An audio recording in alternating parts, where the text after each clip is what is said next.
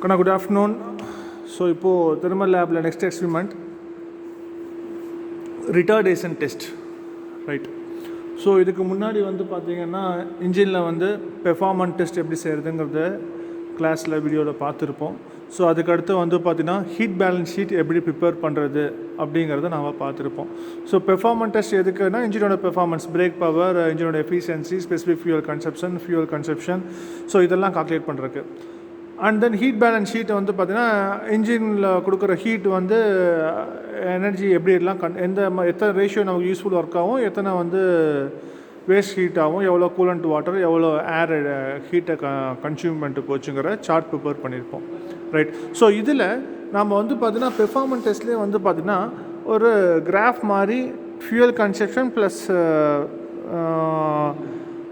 Break power இது ரெண்டையும் வச்சு பார்த்திங்கன்னா நாம் கிராஃப் மாதிரி போட்டு X axis, Y axis, -x -y graph போட்டு நாம் ஃப்ரிக்ஷன் பவர் கால்குலேட் பண்ணுவோம். அந்த கிராஃப் போட்டு நம்ம கால்குலேட் பண்ணுவோம், வில்சன் கிராஃப், ரைட்? ஸோ இப்போது அந்த கிராஃப் மூலமாக கால்குலேட் பண்ணுற ஃப்ரிக்ஷன் பவர் எக்ஸாக்டாக இருக்கா அப்படின்னு நம்மளால் சொல்ல முடியாது, ஓகேவா? இது ஒரு அனாலிட்டிக்கல் மெத்தட், ப்ராக்டிக்கலே ஒரு அனாலிட்டிக்கல் மெத்தட் தான் அது. ஆனால் எக்ஸாக்டாக இன்ஜினோடைய ஃப்ரிக்ஷன் பவர் என்ன அப்படின்னு நாம் கால்குலேட் பண்ணணும் அப்படின்னு சொன்னால் அதுக்கு 2 மெத்தட் இருக்குது. சிங்கிள் சிலிண்டர் இன்ஜின் அப்படின்னு சொன்னால் அதுக்கு நம்ம ரிட்டார்டேஷன் டெஸ்ட் யூஸ் பண்ணுவோம். மல்டி சிலிண்டர் இன்ஜின் அப்படின்னா அதுக்கு பார்த்திங்கன்னா நம்ம மோஸ்ட் டெஸ்ட் யூஸ் பண்ணுவோம், ஓகேவா?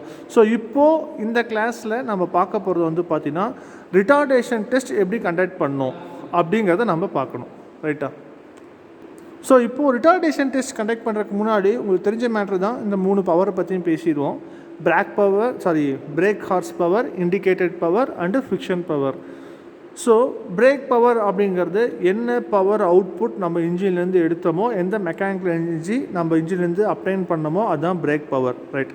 ஸோ இண்டிகேட்டட் பவர் அப்படிங்கிறது ஆக்சுவலாக இன்ஜின் நமக்கு ப்ரொடியூஸ் பண்ணி கொடுத்த பவர் தான் இண்டிகேட்டட் பவர். ஆனால் அந்த இன்ஜின் ப்ரொடியூஸ் பண்ணி கொடுக்குற பவர் எல்லாமே நமக்கு அவுட்புட்டாக பிரேக் பவராக கிடைக்காது, சம்வாட் பவர் வேஸ்ட்டாக போயிடும். அந்த பவர் தான் என்னது? Friction power. Due to internal friction, இன்ஜினோடைய இன்டர்னல் பார்ட்ஸ் மூவிங்காக பவர் கன்சப்ஷன், ஸோ இந்த மாதிரி ஆகிறதுலாம் என்னது? Friction power. ஸோ இந்த ஃப்ரிக்ஷன் பவர் அதிகமாக என்ன ஆகும்னு பார்த்தீங்கன்னா நாம் அப்டைன் பண்ண வேண்டிய பிரேக் பவர் நமக்கு கிடைக்காம போகும், ரைட்டா? ஸோ அந்த ஃப்ரிக்ஷன் பவர் என்னங்கிறது நம்ம கால்குலேட் பண்ணுவோம். ஸோ ஃப்ரிக்ஷன் பவர் நம்ம குறைக்கணும் அப்படிங்கும்போது இது ஒரு நெகட்டிவ் பவர். ஸோ அதை குறைக்கணும் அப்படின்னா அந்த இன்ஜின் ப்ராப்பர் லூப்ரிகேஷன் ப்ராப்பராக பண்ணி வச்சுருந்தோன்னு சொன்னாவே ஒரு ஆப்டிமம் கண்டிஷனில் நம்ம ஃப்ரிக்ஷன் பவரை கொண்டு போயிட முடியும், ரைட்? ஸோ இப்போ ஃப்ரிக்ஷன் பவர் எப்படி கால்குலேட் பண்ணணும் அப்படிங்கிறது நம்ம ப்ரொசீஜர் இப்போ பார்த்துடலாம் ரிட்டார்டேஷன் டெஸ்ட் மூலமாக. ஸோ இந்த இன்ஜின் ஆல்ரெடி நீங்கள் லாஸ்ட் வீடியோவில் பார்த்துருப்பீங்க, இன்ஜின் எப்படி ஆன் பண்ணுறது, ஆஃப் பண்ணுறது, இந்த கண்டிஷன்லாம் பார்த்துருப்பீங்க. ஸோ அதனால் அதை பற்றி இன்டெப்த்தாக போக தேவையில்லை. ஸோ இன்ஜின் ஆன் பண்ணால் ஃபஸ்ட்டு என்ன பண்ணணும்? இன்ஜின் கொடுக்குற ஃபியூயல் சப்ளைவும் கூலண்ட் சப்ளைவும் ஆன் பண்ணிக்கணும், ரைட்டா? ஸோ இன்ஜினை ஐடியல் ஸ்பீடில் ரன் பண்ண விடுவோம், ஓகேவா? இங்கே 2 ரீடிங் மட்டும் தான் எடுக்க போகிறோம். ஸோ இன்ஜினோட 0 லோடு கண்டிஷனில் ஒரு ரீடிங்கும், ஒரு 70 or 80% லோடு கண்டிஷனில் ஒரு ரீடிங்கும், ஓகேவா? ஸோ 0 லோடு அப்படின்னு சொன்னால் என்ன மீனிங்? ஸோ இந்த ஹேங்கரில் எந்த லோடுமே போடாமல் ஒரு ரீடிங் எடுக்க போகிறோம். அடுத்தது இந்த ஹேங்கரில் ஒரு particular weight 7 kg or 10 kg ஒரு பர்டிகுலர் வெயிட்டு போட்டு ஒரு பிரேக் பவர் அப்ளைன் பண்ணி ஒரு ரீடிங் எடுக்க போகிறோம். ஸோ எப்படி ரீடிங் எடுக்க போகிறோன்னு பார்த்தீங்கன்னா ஃபஸ்ட்டு இன்ஜினை ஸ்டார்ட் பண்ணிவிட்டு இன்ஜினுக்கு கொடுக்குற கூலண்ட் சப்ளை, ஃபியூல் சப்ளைலாம் கொடுத்து இன்ஜின் ஸ்டார்ட் பண்ணிட்டு பிரேக் ட்ரமுக்கு போகிற கூலண்ட் சப்ளைவை ஆன் பண்ணிவிட்டு நம்ம இன்ஜின் ஸ்டார்ட் பண்ணிடுறோம். இன்ஜின் ஆஸ் யூஷுவல் ரன் ஆகிட்ருக்கோம். எவ்வளோ ஆர்பிஎம் இன்ஜினோட ஸ்பீடு பார்த்தீங்கன்னா 650 ஆர்பிஎம்மில் இன்ஜின் ரன் ஆகும். இன்ஜின் ரன் ஆகும்போது நான் என்ன பண்ணிடுவேன்னு பார்த்தீங்கன்னா இந்த பம்போடைய லிவர் இருக்கு இல்லையா, இன்ஜின் போகிற ஃபியூல் பம்போட லிவர், இதை இப்படி ஆஃப் பண்ணிட்டேன்னு சொன்னால் இன்ஜின் பம்ப் பார்த்தீங்கன்னா டீசல் பம்ப்பு இன்ஜினுக்கு டீசலை ஃபியூலை சப்ளை பண்ணாது. அப்படி சப்ளை பண்ணலைன்னா என்ன ஆகும்? உள்ளுக்குள்ளே கம்பஷன் நடக்காத போது என்ன ஆகும்? இன்ஜின் ஸ்டாப் ஆக ஆரம்பிக்கும். ஆனால் இன்ஜின் உடனே நிற்காது, ஓகேவா? இன்ஜின் எந்த ரெஸ்ட்ரிக்ஷனும் இல்லைன்னா ஒரு காம்பவுண்ட் சுற்றிட்டு இருக்கிறது அப்படியே சுற்றிக்கிட்டே ஓடிட்டே தான் இருக்கணும். ஆனால் இன்ஜின் ஸ்லோவாகி நிற்கும். ஏன் நிற்கும்? இன்ஜினுக்குள்ளே ஃப்ரிக்ஷன் இருக்குது. அந்த ஃப்ரிக்ஷன் என்ன பண்ணணும்னு பார்த்தீங்கன்னா ஃப்ரிக்ஷன் பவரை கன்சியூம் பண்ணிகிட்டே இருக்கும். அதனால கொஞ்சமாக இன்ஜின் ஸ்லோ ஆகுது. ஸோ ஃப்ரிக்ஷன் பவர் அதிகமாக இருந்துச்சுன்னு சொன்னால் இன்ஜின் சீக்கிரமாக நின்றுடும். ஃப்ரிக்ஷன் பவர் ரொம்ப கம்மியாகினா இன்ஜின் கொஞ்ச நேரம் சுற்றிட்டு தான் நிற்கும், ரைட்டா? ஏன்னா ஃப்ரிக்ஷன் லாஸஸ் ரொம்ப கம்மி. ஸோ இப்போது நான் என்ன பண்ணிடுறேன், இன்ஜின் ஆன் பண்ணுறேன், நோ லோட் கண்டிஷனில் ஸ்பீடு எவ்வளோன்னு பார்த்துடுறேன். 650 ஆர்பிஎம் அப்டேன் ஆன உடனே நான் என்ன பண்ணிடுறேன், ஃபியூல் சப்ளைவாக கட் பண்ணிடுறேன். அப்படி கட் பண்ண உடனே என்னாகும், இன்ஜின் ஸ்டாப் ஆக ஆரம்பிக்கும். ஸோ ஒரு பர்டிகுலர் ஸ்பீட் லிமிட் குறையணும். 650லேருந்து 250 வரைக்கும், ஒரு 250 ஆர்பிஎம் வரைக்கும் ஸ்பீடு ட்ராப் ஆகிறதுக்கு எவ்வளோ டைம் எடுத்துக்குது அப்படின்னு நான் பார்க்கணும். ஓகேவா? ஸோ அந்த டைம் எக்ஸாக்ட்லி ஒரு 40 செகண்ட்ஸ் 15 செகண்ட்ஸ் அந்த மாதிரி டைம் எடுத்துன்னு வச்சுக்கவே. அதுக்கடுத்து மறுபடியும் நான் இன்ஜின் ஆன் பண்ணிடுவேன். இன்ஜின் ஆன் பண்ணதுக்கப்புறம் என்ன பண்ணுவேன்னு பார்த்தீங்கன்னா, இன்ஜினில் ஒரு வெயிட் கொடுப்பேன். ஓகேவா? இன்ஜினில் ஒரு வெயிட்டை கொடுத்துட்டு அகெயின் நான் என்ன பண்ணுறேன்னு பார்த்தீங்கன்னா, ஃபியூல் சப்ளைவை ஆஃப் பண்ணிடுறேன். அப்படி ஆஃப் பண்ணும்போது என்ன ஆகும், 650 ஆர்பிஎம்மில் சுற்றிட்டு இருந்த இன்ஜின் வேகமாக வந்து ஸ்டாப் ஆக ஆரம்பிக்கும். ஏன் அப்படின்னு பார்த்தீங்கன்னா, அடிஷ்னல் டு ஃபிக்ஷன் பவர் நம்ம என்னாச்சு, எக்ஸ்டர்னல் லோடு பிரேக் பவருக்கு அப்ளை பண்ணுறதுக்காக எக்ஸ்டர்னலாக வெளியே லோடு கொடுத்துருக்கோம். அப்போ இன்ஜின் சீக்கிரமாக நிற்க ஆரம்பிக்கும். லாஸ்ட் டைம் வந்து பார்த்திங்கன்னா 14 செகண்ட்ஸ் வந்த ஸ்டாப் ஆர்க்கிட்ட எடுத்துகிட்ட டைம் வந்து பார்த்திங்கன்னா, இந்த தடவை வந்து பார்த்திங்கன்னா நமக்கு வந்து 14 செகண்ட்ஸுக்கு போல் 9 செகண்ட் 7 செகண்ட் குறையும். ஸோ இப்போது நம்ம என்ன பண்ணுவோம், BP plus FE that is equal to del N divided by T அப்படிங்கிற ஃபார்முலா போட்டு நம்ம என்ன பண்ணுவோம்னா, ஒரு 2 ஈக்குவேஷன் மாதிரி ஃபார்ம் பண்ணி ஃபிக்ஷன் பவர் கால்குலேட் பண்ணிக்கலாம். ஓகேவா? ஸோ அந்த ஃபார்முலேஷன் ப்ரொசீஜரில் நான் உங்களுக்கு மறுபடியும் வீடியோ கிளாஸ் போட்டு எடுத்து சொல்லித்தரேன். ஸோ இப்போ இன்ஜின் ஆன் பண்ணி உங்களுக்கு அந்த 2 ரீடிங்கும் எடுத்து காட்டுறேன். ஓகேவா? So first cooler supply on பண்ணிக்கணும். Right. So cooler supply on பண்ணிக்கலாம். ஒன்று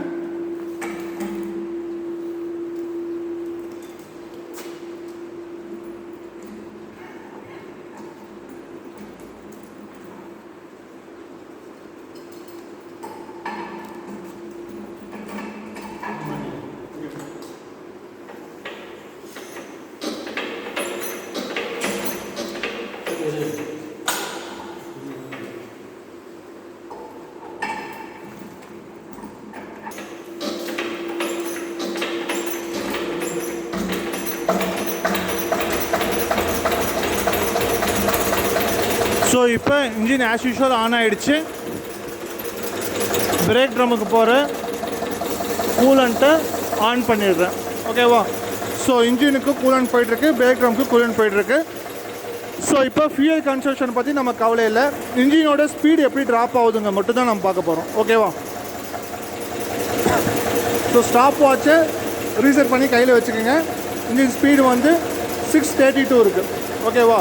ஸோ இப்போ ஒரு நிமிஷம் டைம் கொடுத்து நான் இன்ஜின் ஸ்பீட் நார்மல் ஆன உடனே நான் என்ன பண்ண போகிறேன்னா, ஃபியூல் லைனை ஆஃப் பண்ண போகிறேன்.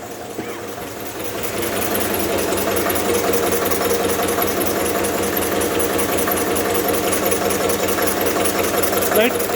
ஸோ இந்த ஃபியூல் லைனை ஆஃப் பண்ண உடனே நான் ஸ்டாப் வாட்சை ஆன் பண்ணிட்டேன். ஸோ இப்போ பாருங்கள், இன்ஜினோட ஸ்பீட் ட்ராப் ஆகிட்டே வரும். ரைட். 250 ஆர்பிஎம் வரைக்கும் வந்த உடனே நான் மறுபடியும் ஸ்டாப் வாட்சை ஸ்டாப் பண்ணிட்டு இன்ஜினை ஸ்டார்ட் பண்ணி விட்ருவேன். ரைட்டா? ஸோ எவ்வளோ ஆயிருக்குன்னு பார்த்தீங்கன்னா, ஸோ இப்போ மறுபடியும் இந்த லிவர் இறக்கி விட்டாச்சு. ஸோ இன்ஜின் மறுபடியும் ஸ்டார்ட் ஆயிடுச்சு. ஸோ இப்போ எவ்வளோ டைம் எடுத்துக்குன்னு பார்த்தீங்கன்னா 14 செகண்ட்ஸ் டைம் எடுத்திருக்கு. எப்போ? No load condition. ஸோ அடுத்தது இப்போ நான் லோடு கொடுக்க போகிறேன் இன்ஜினுக்கு. ஓகேவா?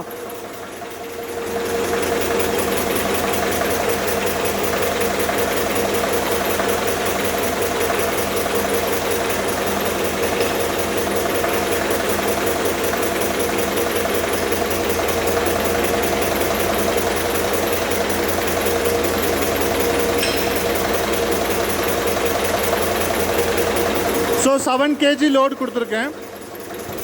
So 4 kg plus 2 kg plus 1 4 5 6 7 kg 4 kg 2 kg 1 kg. So 7 kg load கொடுத்தாச்சு. ஸோ கீழே கேப் இருக்குது. ரைட். ஸோ சென்ட்ரிஃபிகல் ஃபோர்ஸ்னால மைனஸ் ஆகிற ஃபோர்ஸ் எவ்வளோ, again 1 kg. So 6 kg load engine மேலே அப்ளை ஆகிருக்கு. ரைட்டா? ஸோ இப்போ இன்ஜின் பழைய ஸ்பீட் ரன் ஆக ஆரம்பிச்சிருச்சு. இப்போ நான் என்ன பண்ண போகிறேன்னு பார்த்தீங்கன்னா, மறுபடியும் ஃபியூல் சப்ளையோ ஆஃப் பண்ண போகிறேன். ஸ்டாப் வாட்ச் ரீசெட் பண்ணி வச்சுக்கணும்.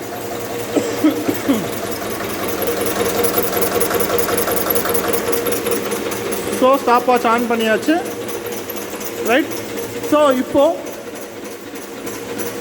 இன்ஜின் அகைன் 250 ஆர்பிஎம் கிட்ட வந்த உடனே நான் என்ன பண்ணிடணும், எவ்வளோ டைம் ஆகுது நோட் பண்ணிக்கணும். ரைட். ஸோ இப்போ வந்து பார்த்தீங்கன்னா 8 செகண்ட்ஸில் என்ன ஆயிடுச்சு, கீழே வந்து 250 ஆர்பிஎம்க்கு 8 செகண்ட்ஸ்லேயே வந்துருச்சு. ஏன் அப்படின்னு பார்த்தீங்கன்னா நம்ம இன்ஜினில் லோடு கொடுத்துருக்கோம், ரைட்டா? ஸோ இந்த ரிட்டார்டேஷன் டெஸ்ட் ப்ரொசீஜர் ரொம்ப சிம்பிள்.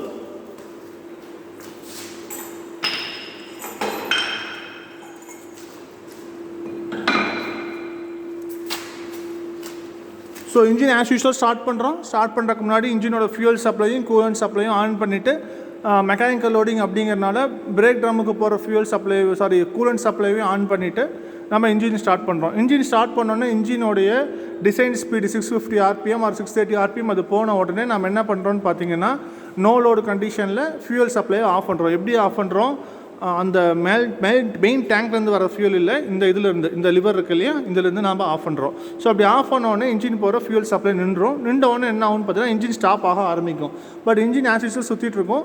ஃப்ரிக்ஷன் பவர்னால என்ன ஆகும்னு பார்த்தீங்கன்னா ஃப்ளைவீல் ரொட்டேஷன் ஸ்லோ ஆகவே ஆரம்பிக்கும்.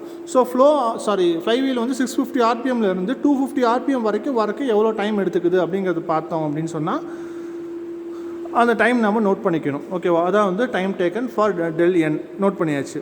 ஸோ அதுக்கடுத்து என்ன பண்ணணும்னு பார்த்தீங்கன்னா இன்ஜினுக்கு ஒரு பர்டிகுலர் லோடு கொடுக்கணும். இப்போ 7 kg லோடு கொடுத்தோம். அண்ட் தென் சென்ட்ரிஃபியூகல் ஃபோர்ஸ்னால W2 வந்து 1 kg காட்டுச்சு. ஸோ 6 kg லோடு இன்ஜின் மேலே அப்ளை ஆகிருக்கு. ஸோ அப்ளை ஆனதுக்கப்புறம் நான் என்ன பண்ணுறேன்னு பார்த்தீங்கன்னா இன்ஜின் வந்து கொஞ்சம் டைம் கொடுத்திங்கன்னா அகைன் பழைய ஸ்பீடுக்கு வந்துடும். ஸ்பீடுக்கு வந்தவுடனே நான் என்ன பண்ணுறேன், மறுபடியும் இன்ஜினுக்கு போகிற டீசல் பம்பை மறுபடியும் ஃப்ளோ ஆஃப் பண்ணுறேன். ஸோ அப்படி ஆஃப் பண்ணதுக்கப்புறம் என்ன ஆகுங்கன்னா இன்ஜின் வந்து மறுபடியும் ஸ்லோவாக ஸ்டாப் ஆக ஆரம்பிக்கும். ஆனால் இப்போ கொஞ்சம் சீக்கிரமாக ஸ்டாப் ஆச்சு. நீங்கள் இந்த வீடியோவில் பார்த்துருப்பீங்க. ஏன் ஆச்சு அப்படின்னு பார்த்தீங்கன்னா ஃபிக்ஷன் பவருக்கோட சேர்ந்து நம்ம பிரேக் பவர் அப்ளை பண்ணுறதுக்காக கொடுத்த வெயிட்டும் சேர்ந்து என்ன பண்ணுச்சு, இன்ஜினை ஸ்லோ பண்ணுச்சு. ஸோ அப்போ நமக்கு என்ன பண்ணால் 2 ஈக்குவேஷன் ஃபார்ம் பண்ணலாம். Break power plus fiction power that is equal to del n divided by t அப்படிங்கிற ஃபார்மில் இந்த 2 ரீடிங்கையும் இன்புட் கொடுத்து 2 ஈக்குவேஷன் சால்வ் பண்ணோன்னு சொன்னால் நம்ம என்ன பண்ணலாம்னா ஃபிக்ஷன் பவரை டைரெக்டாக ரீடிங் கால்குலேட் பண்ணி எடுத்துக்கலாம். ஸோ ரொம்ப சிம்பிளான எக்ஸ்பெரிமெண்ட் தான் retardation test. Okay, so retardation டெஸ்ட்டோட மெயின் பர்பஸை எதுக்குன்னா இன்ஜினோட ஃபிக்ஷன் பவர் கால்குலேட் பண்ணுறதுக்கு தான். ரிட்டார்டேஷன் டெஸ்ட்டு எதுக்கு அப்ளை பண்ணுவாங்கன்னு பார்த்தீங்கன்னா சிங்கிள் சிலிண்டர் இன்ஜின் மட்டும் தான் அப்ளை பண்ணுவாங்க.